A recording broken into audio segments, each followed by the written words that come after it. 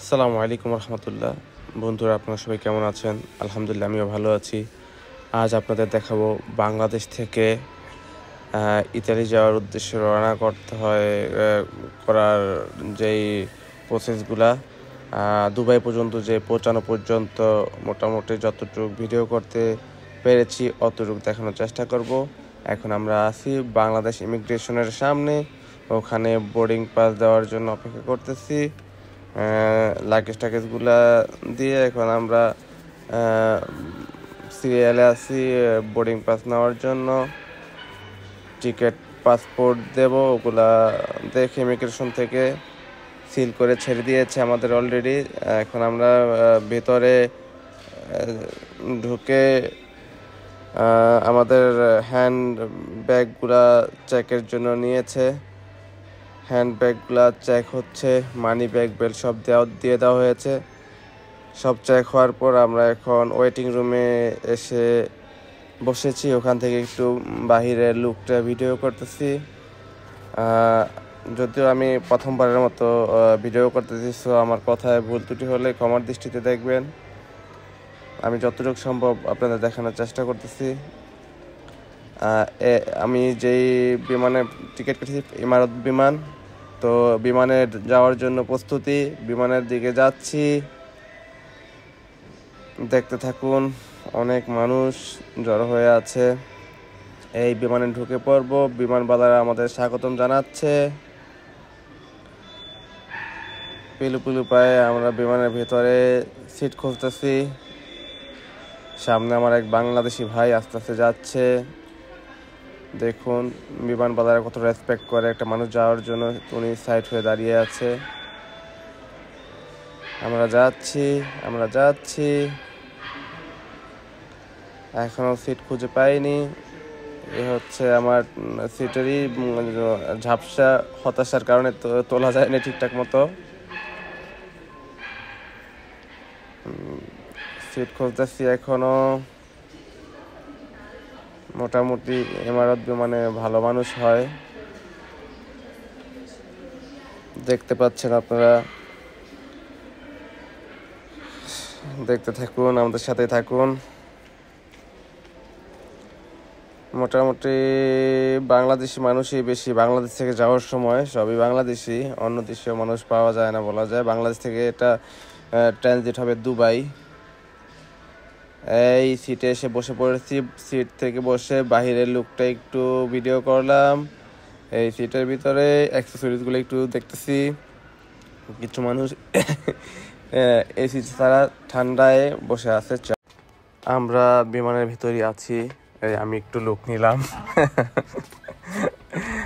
ঠান্ডা, অবস্থা খারাপ, আর প্রথম জার্নি, তাই আসলে একটু নার্ভাস ফিল হচ্ছিল।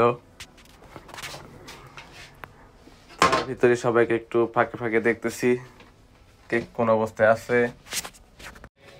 আমরা বিমানটিতে উঠে পড়ে বসেছি। এই বিমানটি ছেড়ে যাওয়ার প্রস্তুতি। আস্তে আস্তে বিমানটি চড়তেছে, আগাচ্ছে সামনের দিকে। আস্তে আস্তে ইতালির দিকে পৌঁছে যাচ্ছে। জানি না কতক্ষণ পরে ইতালি পৌঁছাবে ইনশাআল্লাহ। তো ইতালির উদ্দেশ্যে বিমানটি ছেড়ে যাবে। যাচ্ছে, এখনো আকাশে ওড়ে নাই। দেখবেন হঠাৎ করে আকাশে উড়ে যাবে বিমানটি। আসলে এটা আমার এই প্রথম বিমান যাত্রা। মোটামুটি ভালো লাগতেছিল, কিন্তু মনে কষ্টও লাগতেছিল।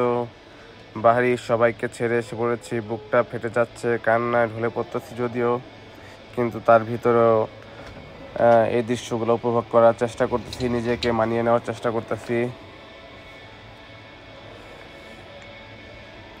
যদিও সময়টা আমার কাছে খুবই কষ্টের ছিল, কান্না পাইতেছিল খুব, এখনও কান্না পায়।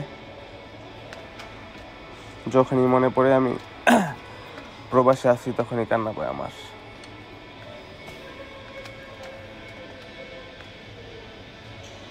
এখনো রান নিচ্ছে বিমানটি ওড়ার জন্য।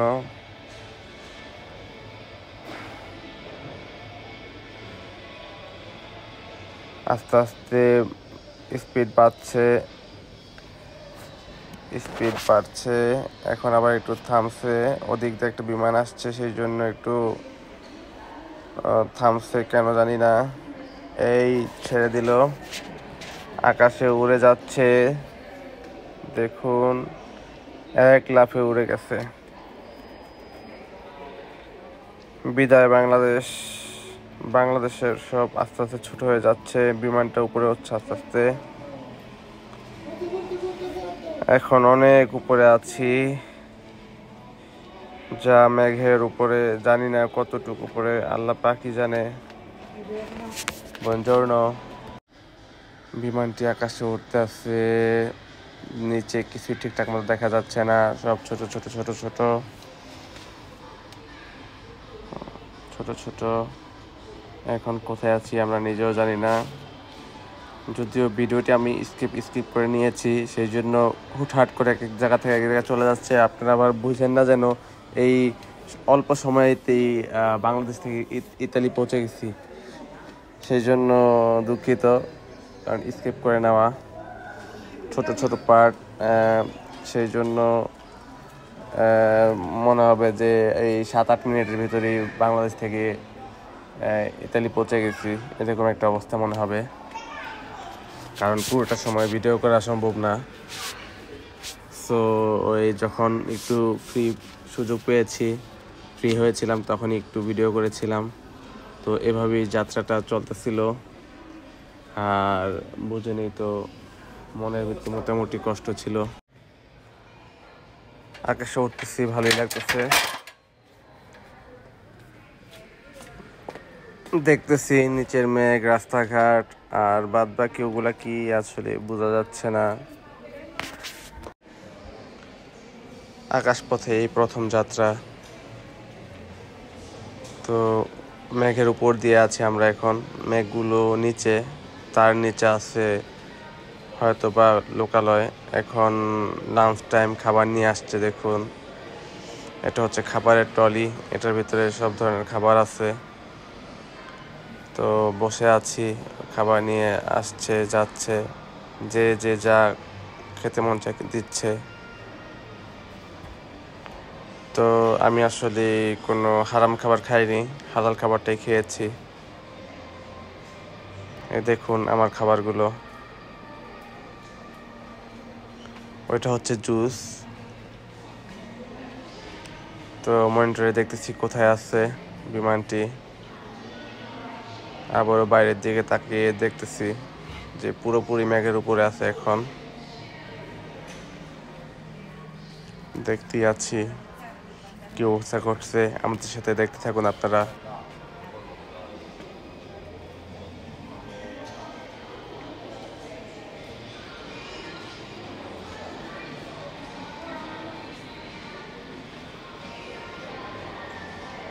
তো আমরা এখন ল্যান্ড করতেছি। ফার্স্ট অফ অল দুবাইতে ট্রানজিট, যেহেতু দুবাই বিমানটি নেমে গেছে, দুবাইতে এসে নেমেছে, দুবাই এয়ারপোর্ট। তো এখানে ট্রানজিট হয়ে এখান থেকে বিমানের আরেকটি বিমান পাস করে একবারে ইতালি চলে যাব। তো মোমেন্টগুলা দেখতে ভালো লাগতেছিল, কিন্তু আমার মনের ভিতরে আসলে ভালো লাগা ছিল না, কারণ সবাইকে আমি ছেড়ে এসেছি, কারণ সবাইকে আমি খুব ভালোবাসি। তো এই মায়াটা আসলে ত্যাগ করাটা খুবই কষ্টকর, আমার জন্য খুব কষ্ট লাগতেছিল। যদিও মোমেন্টে উপভোগ করতেছিলাম, কিন্তু আমার ভিতরে কষ্টটা এখনও কাটেনি, আর কবে কাটবে আমি জানি না। তো আমাদের সাথেই থাকুন। বিমানটি থামার অপেক্ষায়, বিমানটি থামলে আমরা নামবো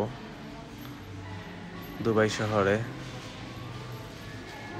দুবাই প্রায় 1.5 থেকে 2 ঘন্টা ট্রানজিট আছে, ওখানে নেমে আমাদের অন্য বিমানের যে কাজকর্ম আছে শেষ করব। তো ধন্যবাদ সবাইকে, আসসালামু আলাইকুম।